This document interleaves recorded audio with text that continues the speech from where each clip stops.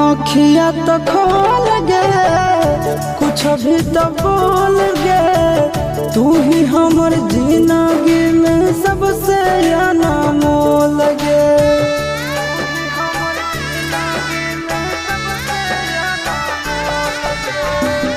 आँखिया तो खोल गे, कुछ भी तो बोल गे। तू ही हमर जिंदगी में सबसे अनमोल गे।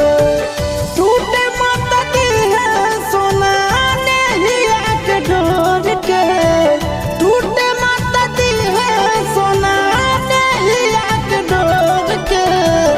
मत जइहे पगली पगला के छोड़ के, मत जइहे पगली पगला के छोड़ के।